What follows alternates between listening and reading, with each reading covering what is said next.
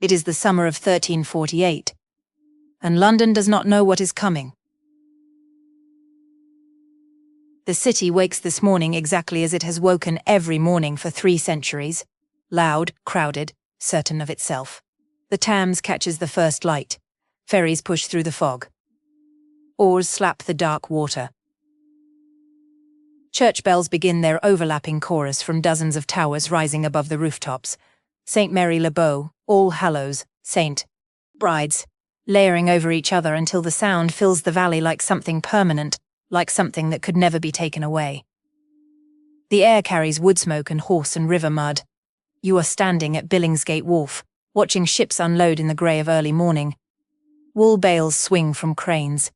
Italian merchants argue with English dock workers who share no language but understand perfectly the weight of money. Somewhere across the channel, in ports whose names most Londoners struggle to pronounce, people are dying in ways that do not make sense. Swellings in the groin. Black fingers, death arriving between one sunrise and the next. But London has not seen it yet. London is not looking. Today we walk through a city that feels eternal, through its streets and markets, its households and hospitals, its taverns and towers, one full day, morning to night, in a place that has no idea it is living through its last ordinary moment. London, in the summer of 1348, holds roughly 50,000 people inside its Roman walls and spilling southward across London Bridge into Southwark. It is a timber city, built upward out of necessity, narrow houses pushing their upper floors over muddy streets, until neighbours on opposite sides could almost reach across and touch. Old St. Paul's dominates the skyline with a spire taller than anything else on the horizon, a landmark visible for miles, a reminder that this city belongs first to God and second to commerce, and that the two have always found ways to agree. England is deep into the 100 Years' War. Edward III's campaigns in France demand money, which means taxes on wool, on wine, on movement, on everything. London finances the war through its port. Wealth flows in from the continent and flows straight back out again in the form of debt. Bread prices are climbing, wages are standing still. Resentment moves quietly through the streets like a second current beneath the visible one. And there are stories arriving with the ships, stories from Italy, from France, from ports along the southern coast, about a sickness unlike anything anyone has seen before, mass graves, emptied streets. Ships drifting into harbour with no one left alive to steer them. Most Londoners dismiss it. Plagues happen to other people. London has survived everything before. Our walk moves from the docks at sunrise through 7 stops before curfew falls. Morning to night. One day. One city. One last ordinary day. Stop 1. Billingsgate Wharf. Early morning. The docks are already loud before the sun clears the rooftops. Sailors call to each other in French, in Flemish, in German, a daily proof that London belongs not just to England, but to the entire trading world of Northern Europe. Stevedores haul grain sacks across wet planking.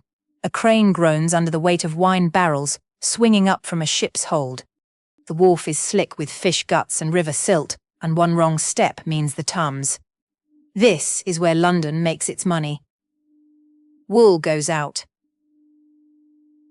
Wine and Flemish cloth come in. Italian banking houses, the Bardi, the Peruzzi, have financed Edward's war with loans so large they may never be fully repaid. A labourer earns 2 or 3 pence a day hauling cargo from ship to shore. Enough for bread, for a cup of ale, for a shared bed in a rented room. Not enough to save anything, not enough to fall sick. He buys his breakfast from a dock vendor, coarse bread and weak ale for a halfpenny, and eats it standing at the water's edge while the city continues its noise around him. Thieves work the docks, guild enforcers watch for illegal trade, a ship from Calais ties up at the far end.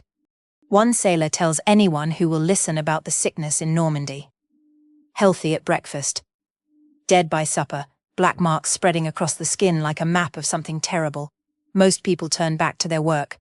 Sailors always have stories. The market at Cheapside is filling up. Time to move inland. Stop 2. Cheapside Market. Mid-morning. Cheapside is the loudest street in London, and possibly the loudest street in England. Timber stalls line both sides, packed so close that moving through requires patience or sharp elbows. Painted signs hang overhead, a carved boot for the cobbler, a painted loaf for the baker, because almost no one reads, and trade must be legible at a glance. The upper floors of houses lean so far out over the street that the sky narrows to a strip of grey above you, and neighbours on opposite sides could pass a cup of wine between them without stepping into the mud below. A baker's wife argues with a flour merchant over price. War demand and a poor harvest have pushed everything upward. She pays anyway, because she has no choice, and neither does he. A chicken costs a penny. Salted fish is cheaper than fresh and far more common. Near the stocks, constables drag a man through the crowd. He stole bread. By noon, he will be locked in wood with his head and hands exposed, and the crowd will do the rest. Justice in 1348 London is public by design, swift by necessity, and not particularly concerned with proportion. Fire buckets hang at every corner because the city has burned before and the city knows it. Timber and thatch and cooking fires need very little encouragement. A town crier pushes through the crowd ringing his bell. New taxes for the French campaign. The crowd grumbles. It does not riot. Not today. A servant hurries past with a full basket, heading toward the wealthier streets to the north. We follow. Stop 3. A merchant's house near St. Paul's. Midday. This is a different London. The houses here have stone ground floors with timber above. Some have glass in the windows. Expensive, rare, a quiet declaration of status that requires no words. The shadow of St. Paul's spire falls across the courtyard at noon. Inside a wool merchant's house, the family is sitting down to dinner, the main meal of the day, served in the middle hours when work pauses and wealth makes itself visible. Roasted pork. White bread, a jug of Gascon wine. Servants move between courses. Outside, beggars wait at the kitchen door for whatever is left over, which is the arrangement that everyone understands and no one questions. The merchant has received a letter from Bruges. Business is good, but villages in Flanders are being emptied by sickness. Trade routes are disrupted. Goods are delayed. He is worried about his investment, about his contracts, about the loans he has extended to partners on the continent. He is not worried about his life. Plague is a problem for port cities, for the poor, for the crowded districts south of the river. Not for men with stone floors and glass windows and servants who handle everything that needs to be touched. Sumptuary laws dictate what each class may wear, may eat, may display. Step outside those boundaries and the city corrects you quickly. Across the river, things are very different. Time to cross the bridge. Stop 4. The stews of Southwark. Afternoon. London Bridge is the only crossing on the Thames for miles in either direction, and it carries everything. Carts, animals, merchants, pilgrims, soldiers, on a road lined with shops whose upper floors lean out above the water so far that standing at the edge of the bridge you are already inside someone's house. Southwark sits on the south bank, outside the city walls, outside city law, outside the jurisdiction of the guilds and the aldermen. This is where the city sends the things it needs, but will not claim. Brothels licensed by the Bishop of Winchester. Unlicensed taverns. Bear-baiting arenas. Everything the city officially condemns and unofficially depends upon. The streets here are a different kind of filth, open sewers running through alleys, cesspits overflowing in summer heat, tenements packing entire families into single rooms with straw floors and no light. Disease is not a rumour here, it is a constant companion. Dysentery, typhus, fevers with no names. A tavern is full despite the afternoon heat. A fight breaks out over dice and ends with knives before the keeper pulls them apart.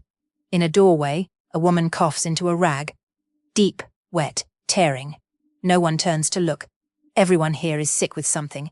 Constables do not patrol these streets. The city pretends this place does not exist. Bells ring for vespers across the river. Time to go back. We cross the bridge heading north. Stop 5. St. Bartholomew's Hospital. Late afternoon, near Smithfield. The Augustinian monks of St. Bartholomew's run the only hospital in this part of London, a stone hall with shared beds, high narrow windows, and a chapel at the far end where prayers run continuously in the background of everything else. The patients today are a labourer with 2 broken ribs from a falling beam, a woman burning with fever, a child whose leg has developed an infection that has turned the flesh black below the knee. The monks do what they know how to do. Herbal poultices. Bloodletting to balance the humours, prayer as both medicine and comfort. Beds are close together. Wounds are washed in water reused between patients. No one understands contagion. No one has a word for it. They burn incense in the hall because bad air is believed to carry illness, and the smell of the river mud outside is bad enough to believe anything. A monk sits at the bedside of a sailor, brought in delirious from a docked ship. Between fever breaks, the man talks about Calais, about bodies stacked in the streets like cut timber, because there were not enough people left alive to dig graves fast enough. The monk listens, prays, and assumes it is God's judgment on the French for their sins and their wars. It does not occur to him, it cannot yet occur to him, that judgment does not respect the width of a channel. Stop 6. The Tower of London. Dusk. The tower stands at the eastern edge of the city, like a statement that certain kinds of power do not need to explain themselves. Stone where everything else is timber. Permanent where everything else is provisional. It is royal residence, fortress, armory, and prison simultaneously. A building that holds the king's treasure and the king's enemies in adjacent rooms and sees nothing contradictory in that arrangement. Inside the walls, soldiers drill in the last light. Blacksmiths work late hammering arrowheads for the French campaign. Scribes sit in candlelit rooms recording tax receipts in careful Latin. The war is administered from places like this, in columns of numbers and wax seals. In the lower levels, political prisoners wait for outcomes they cannot influence. A messenger rides in through the gate, his horse exhausted and lathered white. Dispatches from Dover. The plague has reached the Channel ports. Calais is affected. Bordeaux. There are reports from Melcombe on the southern coast. Ships arriving with sick crews, with dead crews, with no crews at all. Officials gather to debate. Close the ports and London starves. The city lives on trade, on the constant movement of goods through Billingsgate and the smaller wharves. Shut that down and the consequences are certain. Leave it open and the consequences are uncertain. They choose uncertainty. They wait. They pray. It will not help. Curfew is coming. One last stop. The streets after dark. Stop 7. The streets after dark. Night in London in 1348 is a different city entirely. The darkness is not the managed half-dark of a modern city at night. It is genuine darkness, broken only by the occasional torch mounted on a corner post and the faint glow of tallow candles filtering through shuttered windows. Most people are inside. Doors barred. Families gathered around hearths burning whatever they could afford to burn, the tallow candles filling the air with a smell like rendered fat, which is exactly what it is. Chamber pots wait by the walls to be emptied at dawn into whatever drain or gutter runs nearest the door. The watch patrols in pairs with lanterns, calling the hours in the empty streets, 10 o'clock and all is well, checking for curfew breakers, watching for the glow of unattended fire. In the unlighted lanes between major streets, thieves move quietly and efficiently through the dark. Through a tavern window, voices argue about the plague rumours from the continent. A merchant scoffs, "It has never come here, it will never come here, London is too large, too vital, too important to be emptied by a French disease." A priest disagrees in the careful language of a man who has learned to disagree carefully.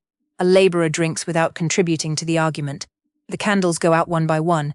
The Thames runs dark and indifferent under London Bridge.